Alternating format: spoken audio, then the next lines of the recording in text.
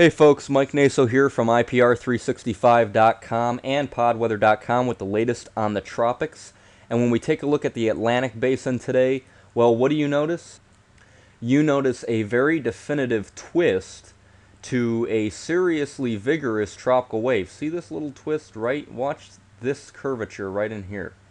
Watch that. See that?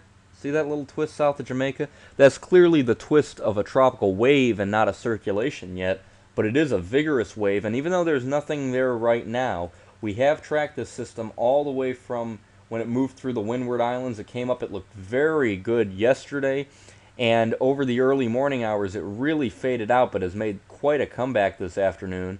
And I'll show you a little bit later, the no-gaps model does show a storm coming out of the southwest Caribbean over Honduras towards Belize and the Yucatan. Now, that's in about 5 days, so it's probably not this wave, but none of the models have really latched onto this. But nevertheless, this should move west to just north of west, not too slow, not too fast, and we'll keep an eye on it.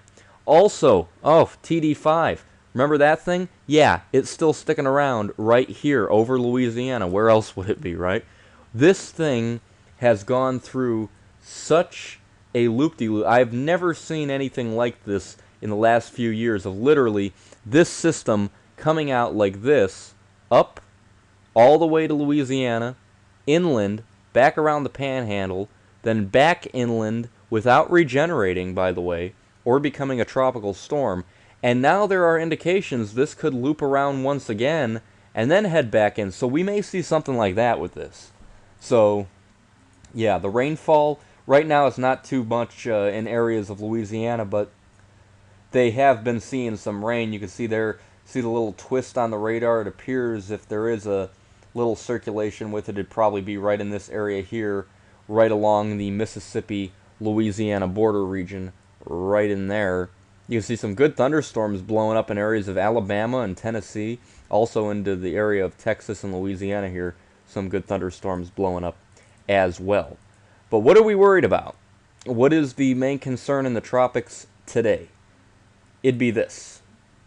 It'd be this monster wave leaving Africa on the 18th of August in any hurricane season that would make people concerned.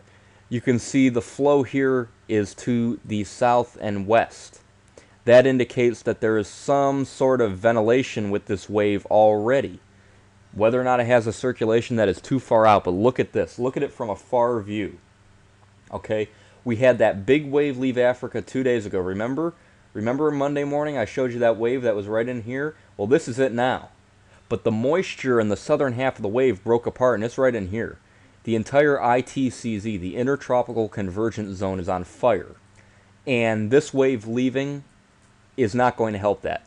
Now, this wave here may not be the catalyst for what the models are showing, which, by the way, almost all models, whether it's global models, if you look at any of them, the no-gaps, GFS, the Euro, they are all showing a dangerous hurricane, perhaps, quite possibly, I think, a major hurricane, somewhere in the Atlantic Basin over the next several days. And by this time next week, we're going to be watching a serious hurricane. I'd put some money down on it.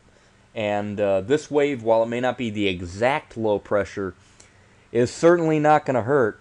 I mean, come on, August 18th, something like this leaving Africa, we could have big problems in this region here. And as this moves on off towards the west, there should be nothing to stop that motion until at least about 60 west. I'd say I don't think there's going to be anything in the short term to really inhibit it much development-wise. And certainly as time goes by, I don't think there'd be any problem for this system to intensify into a hurricane and continue a straight west path. Now you can see, I don't know what these numbers are, if there's some kind of game or something, I have no idea. Are they numbers? Kind of upside down numbers. Ignore that. Look at the rain rate. Look at this rain rate here off Africa showing up already. That indicates that we have some very, very nifty moisture here moving on off with the wave. That is only going to help tropical cyclone formation. Now, I'm going to show you two different versions of the GFS from today. The first is the 6Z. The second is the latest, which is the 12Z. Now, this is 180 hours. This is Wednesday, night, so about a week from today. 7 days from this point. So a long way out, but still, follow along because it's kind of interesting what the model's showing here. A significant hurricane, very well organized. Look at those tight isobars. Ignore that 992 or 982 pressure. We're looking at something like that. This thing could easily be sub 950, I think. And it's going straight through the Lesser Antilles on a course right towards or right to the northeast of Puerto Rico. Look what happens. By Thursday, 2:04 hours, just north of Puerto Rico. By the time Saturday comes along, just north of the Turks and Caicos Islands, still a very intense tropical cyclone here. And then look what happens. Sunday, it turns north, just barely misses the United States and New England. I mean, barely. This thing would be a close call for Cape Cod, and look what follows in its footsteps. Look at this. Just under 2 weeks from today and about 2 weeks out, a second hurricane, looking just as intense as the first one, moving right on through south of Puerto Rico this time. More towards the western Caribbean, the Florida Straits in this general area here, Hispaniola, Haiti. Yeah, I know it's a long way out, but I'm going to show you now what happens on the 12Z GFS. Check this out. Look at that. Next Thursday, 180 hours, a week from now, it goes from here on the 6Z to here on the 12Z. And watch what happens to it. It's moving west, northwest, north, north, north. That is a brick wall type of turn. This thing goes from west-northwest due north by the time it gets to 60. Okay? Now, the GFS, has been trending a lot more west, even as far west as South Florida. Okay, this is why it needs to be watched. But I will tell you this, as time goes by, and by the way, you can see the second storm is even further north than last time, but still taking a course generally towards the southeast Bahamas and United States in the end. But this type of brick wall track, these troughs have not quite been digging as much as the models have been showing. And that type of track might not be realistic if that high pressure is not broke down extreme amounts here to where we're dealing with a turn that sudden. I don't think I've ever seen anything come out of the deep tropics that has made that sharp a due north turn and then out to sea. Quite that sharp. Usually it's more gradual, which is something I'd expect if that did occur. The Canadian model is slower. 5 days out, you can see a little bit further behind here, but further south.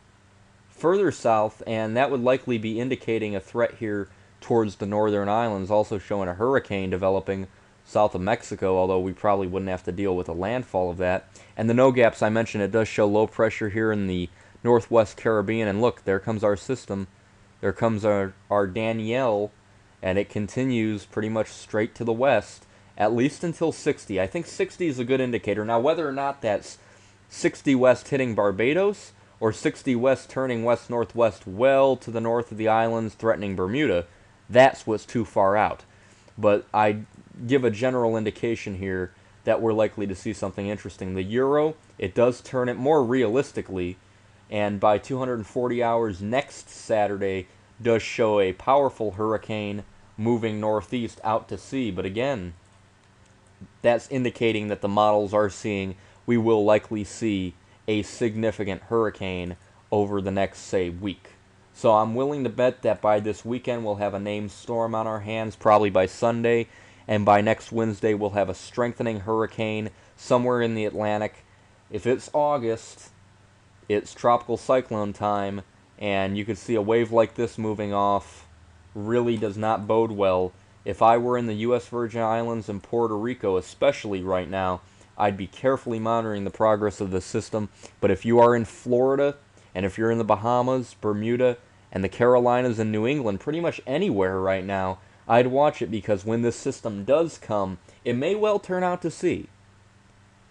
But if it doesn't turn out to sea, either one, I think we're dealing with a strong hurricane. And if it ends up not turning out to sea as a strong hurricane, then we will have a serious problem on our hands. I'm Mike Naso from IPR365.com. I'll see you next time. Take care.